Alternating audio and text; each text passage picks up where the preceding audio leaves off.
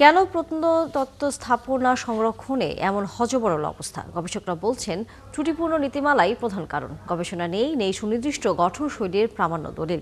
বছরের পর বছর ধরে চলা দরপত্র প্রক্রিয়ায় প্রত্নতত্ত্ব সংরক্ষণ এবং সুরক্ষা কৌশল প্রায় পুরোটাই অবৈজ্ঞানিক। রয়েছে প্রত্নপ্রকৌশলীর অভাব। তারই খেসারত হিসেবে দেশের প্রত্নতত্ত্ব স্থাপনাগুলো হারিয়েছে আদি রূপ। প্রত্নস্থাপনা সংরক্ষণ নিয়ে আহসান হাবিব টিটোর ক্যামেরায় পার্থ সঞ্জয়ের 3 পর্বের ধারাবাহিকের শেষ পর্ব। প্রত্নস্থাপনা সংরক্ষণে গবেষণা বিভাগের সুনির্দিষ্ট গঠনশৈলীর প্রামাণ্য দলিলের উপর ভিত্তি করে নেয়া পরিকল্পনা বাস্তবায়ন করবে প্রত্নপ্রকৌশলী। অথচ নীতিমালায় সেই অবশ্যই পালনীয় বিষয়ের বালাই নেই। মূল ইথিক্সটা হলো যে আমাকে একটা ফুলফিল ডকুমেন্টেশন লাগবে এবং সেই ডকুমেন্টেশন করার জন্য একটা রিসার্চ সেল থাকতে হবে। যখন এই রিসার্চ সেল একটা পুরো রিপোর্ট দিয়ে দেবে, সেটার উপরে ভিত্তি করে ইঞ্জিনিয়ার অ্যাসাইনমেন্ট হবে এবং তারপরে সে এটাকে বাস্তবায়ন করবে। কিন্তু আমাদের দেশে তো কেউ সেটা করে নাই, না কোনো বাইরের ইউনিভার্সিটির প্রফেসর, না বাংলাদেশ আর্কিওলজি। অভিযোগ, প্রত্নতত্ত্ব বিভাগে কর্মরত প্রকৌশলীদেরও প্রত্ন সংরক্ষণে দখল নেই।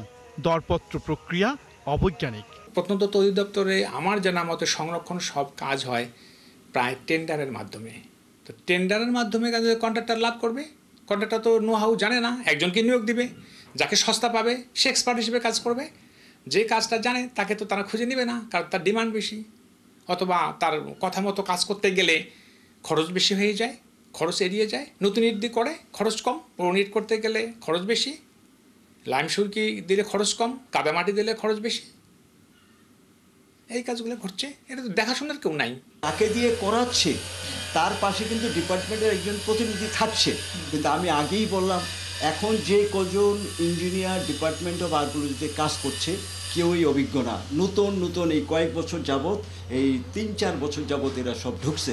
আগে যে অভিজ্ঞরা ছিল তারা কি করেছেন? তারা সেই একই ভুল করছে এবং সেটা দেখেই তারা এটা করছে। অভিজ্ঞ দিয়ে লাভ কি? অভিজ্ঞ দিয়ে লাভ কি? কারণ যে আইনটা সংশোধন করতে হবে, নীতিমালাই তো আমার নাই। আর্কিওলজিক্যাল কনজারভেশন কীভাবে হবে সেটা বলাই নাই, সে সম্পূর্ণ পিডব্লিউডির কনসার্ন। যদিও অধিদপ্তরের আঞ্চলিক পরিচালক বলছেন ভিন্ন কথা। টেন্ডারের কথা যেটা বললেন, এটা তো বিধি মোতাবেক, আমাদের সরকারিভাবে বিধি মোতাবেক এটার মাধ্যমেই করতে হবে, কারণ আমাদের দেশে যত কাজ হবে সব কাজই আসলে এই প্রক্রিয়ার মাধ্যমে হয়। এটা ভিন্ন আমাদের কোনো রাস্তা নেই।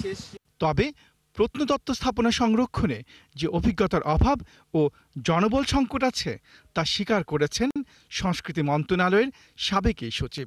সংরক্ষণের নীতিমালা এটা আছে প্রত্নতত্ত্বের সংরক্ষণে, কিন্তু ওইটা অনুসরণ করবার মতো জনবলও নেই, আর ওটা করাও হচ্ছে না। আসলে কেউ দেখছে না, ওই জায়গাটা দেখতে পারছে না, অভিজ্ঞতার অভাব আছে। আপনি কনজারভেশনের ক্ষেত্রে অনেক আগে হয়েছিল, একটা প্রজেক্ট হয়েছিল, কিন্তু আমি যে সময়টাতে ছিলাম ওই সময় কিন্তু কনজারভেশনের তেমন কোনো প্রজেক্ট ছিল না।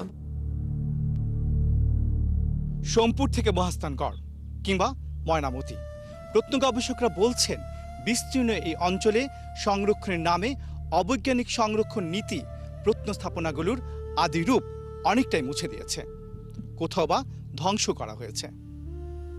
পার্থ সঞ্জয়, ৭১, সোমপুর, বিহার, নওগাঁ।